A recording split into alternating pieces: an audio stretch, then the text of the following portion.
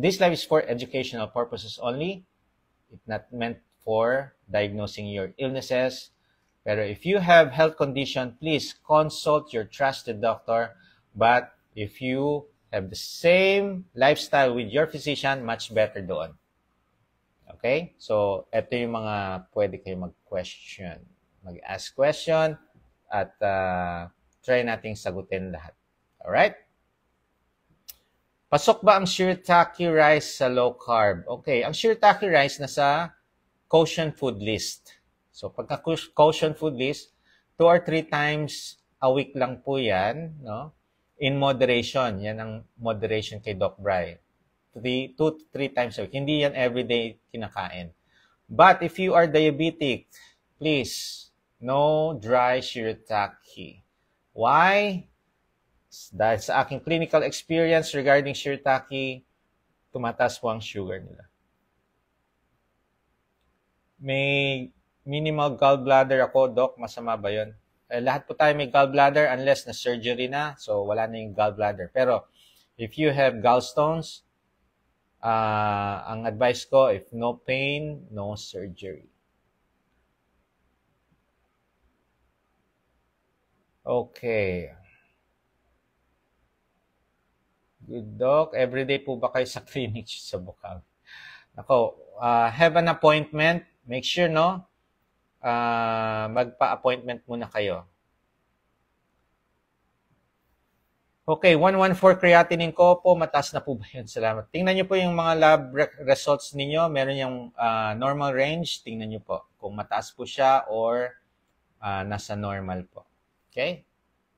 Pero syempre, isang parameter lang yan. Kailangan tingnan ninyo yung ibang parameter pa, yung urinalysis, if you have proteinuria or may protein sa ihi, your CBC, if you are anemic, okay, yan din titingnan. At saka hindi lang CREA ang kidney function test, may BUN din tayo.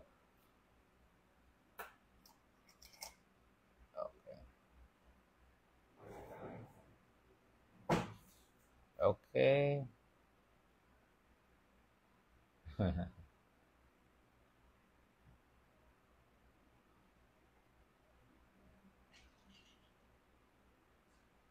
Alright, yan. Ano pa tayo? Good evening. 150 sugar, Doc. Matas. Oh, nako. Okay, ang goal natin, no?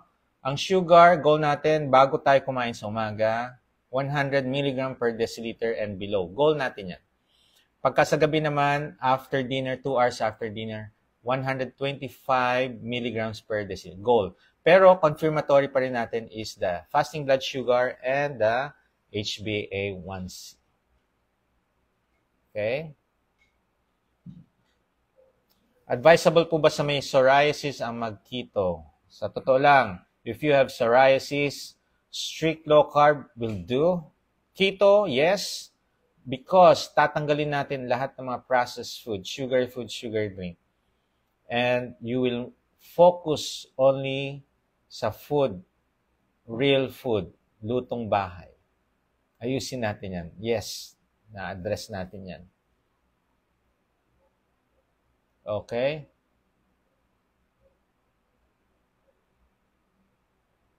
Okay, ako naman, di naman mataas ang cholesterol, pero ayaw ko na kumain ng karne. Puro na lang gulay at herbal prutas. Okay, it's your choice. Your health, your responsibility. So, you are still in charge or you are still the pilot of your health destiny.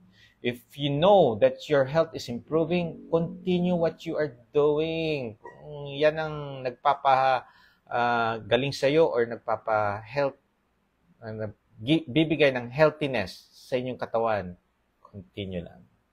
Huwag nating iiwasan. Yan. Ano po symptoms na meron na problema sa kidney? Naku, yan yung mahirap, no? Kaya usually, kailangan natin mga routine na general check-up, may mga laboratory lipid profile, kidney function test, liver function test.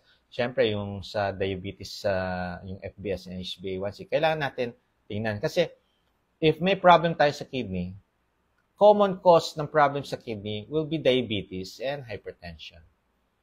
Okay? Ang problem sa kidney na chronic kidney disease. Okay?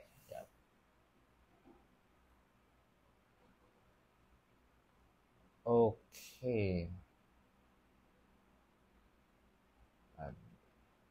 Doc, mataas po makapagpataas ng blood sugar ang rice. Yes. Pansinin ninyo, if you eat rice, tumataas talaga yung sugar ninyo. Kaya nga, mga low carb, hindi na kumakain ng rice. Ang problem, kumakain ng bread. Hindi yan low carb. Okay? If you are into low carb, mas better yung bread and pasta, iwasan na natin. Mas gusto ko pa nga mag-rice kaysa mag-bread kayo. Okay? Yung iba kasi, hindi na nag-rice, pero nagbre-bread. Okay? Pero much better, wala na ring rice. Okay? Same doc, 11 days, 120 sugar ko, 85 na lang. Wow, congratulations. Napakaganda nito, no? Kayo mismo makaka-experience niyan, yung pag-improve ng health when you do it. Kaya nga, if you are doubtful, di ba? Doubtful kayo do sa low carb, fasting, and exercise, try to do it. If it doesn't work, well, yun na yun. Talagang X. Pero magulat kayo, if you have health condition, nag-low carb kayo, nag-fasting, nag-active lifestyle, and guided or nagpa-consult. Kasi if you consulted a physician that is doing yung lifestyle ninyo, mas magagabayan nila kayo na maayos. Kaya mag-i-improve pa lalo. Pero kung wala kayong consultation, nanood lang kayo ng ganito, pero natutuwa ako yung iba ha, without consultation. Pero nagpa-consult sila dahil gusto lang nila ma-verify kung tama na yung mga ginagawa. Nag-i-improve lahat. Kaya, continue lang tayo. Ha? Ayan, continue lang tayo.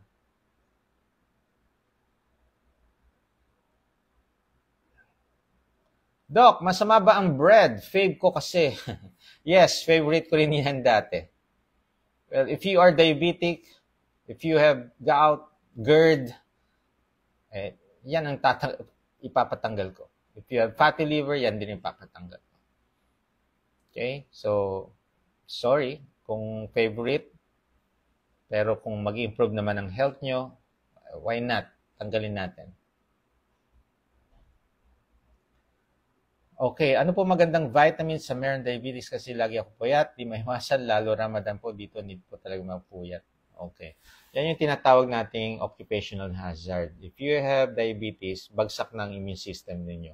So pagka palagi pa rin kayo nagpupuyat, lalong bumabagsak ang immune system ninyo. Okay? So, prioritize your health. Kung hindi, ay, nako, sana. Pag-pray natin na huwag tayo magkasakit. Okay? Usually, no, ang vitamins binibigay ko dun sa mga underweight.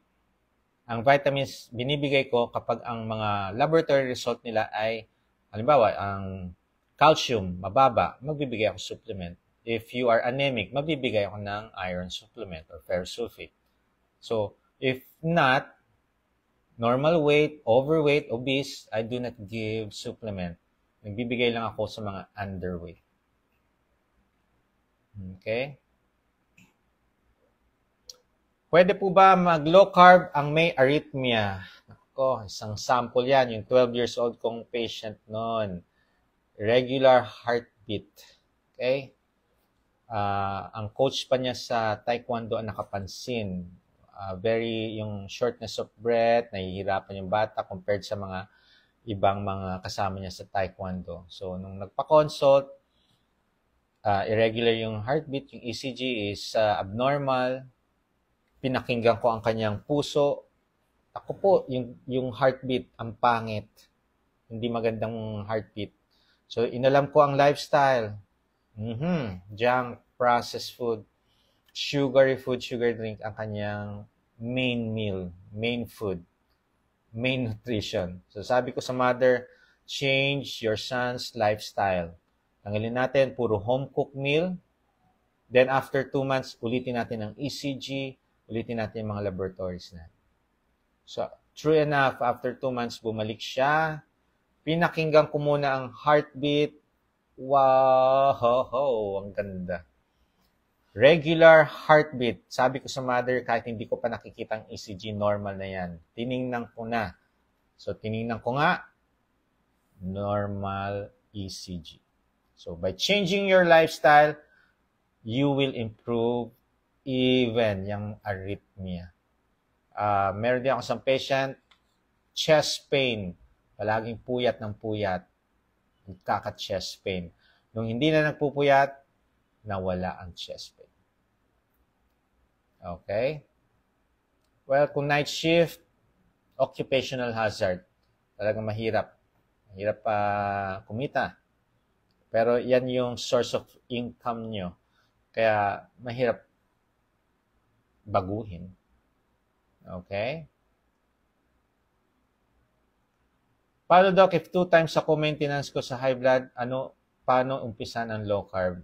Well, the usual, kahit may maintenance po kayo sa hypertension, you can still do low carb. Sa mga may maintenance sa sugar, make sure, ayusin muna natin yung mga maintenance niyo. Kasi yung iba mga medication, kailangan may pagkain. Okay? Lalo na sa mga nag-i-insulin. Kailangan nyo kumain dyan. Okay? 5.3 blood sugar, diabetic po pa po ba? Okay. Paano natin malalaman kung diabetic kayo? Dito sa glucometer ninyo, pagka lumabas 200, diabetes. Pero dun sa FBS and HbA1c, confirmatory to, pagka 125 mg per deciliter ang FBS, ang HbA1c nyo naman is 6.5% pataas, diabetic na po yun. Usually, kung first time na ganyan ang result, lifestyle modification muna. Not medication. Lifestyle. Kasi, mag-i-improve yan by changing or not eating mga high carbs, processed, or sugar food. Pansin nyo, after 3 months, ang ganda na ng sugar nyo. Okay? Kaya yan. Anong ibig sabihin ng bilateral diffuse renal parenchymal disease? Meron kayong sakit sa kidney. Yun. So, kailangan natin yung mga laboratories pa. Okay? Okay. Ano pa? How to lessen protein in urine. Been taking enalapril, normal blood chem, CREA, and KUB ultrasound. Okay. Kakabanggit ko lang, no? Anong reason bakit may protein sa ihi? Infection. So, kung may infection, di antibiotic. Gamitin nyo for 1 week or 10 days. Depende yan. Pag hindi na-address ang UTI ninyo or infection sa ihi, magpa-urine culture and sensitivity nyo para malaman natin kung anong tamang antibiotic ang ibibigay sa iyo. Kasi minsan nagiging resistant tayo sa antibiotic. So, merong specific na gamot para dyan. Okay? Another thing with that causes protein in your urine is dehydration. Doon sa mga atleta dyan, please, if you're going to have a training or a race, marathon, or mga endurance races, please do not forget to hydrate yourself. Napakadelikado niyan ng walang hydration. Kung hindi, magkakaroon kayo ng acute kidney injury, lalo na kung mainit na, kumakarera pa kayo. Magulat kayo, ma-heat stroke, or ayun na, umihi kayo ng dugo. So, yan. So, dehydration can cause proteinuria.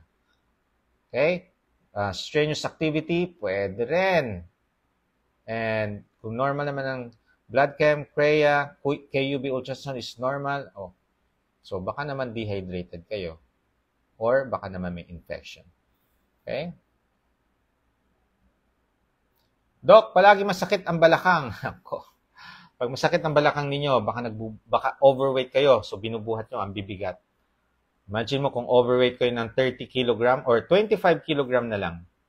Pag sinabing 25 kg, naku po, Parang kalahating kabang bigas yun, ha? Kaya, lose weight. Sa mga sumasakit ng balakang, ang pinakamabigat na bubuhatin ninyo, isang tabong tubig. Okay?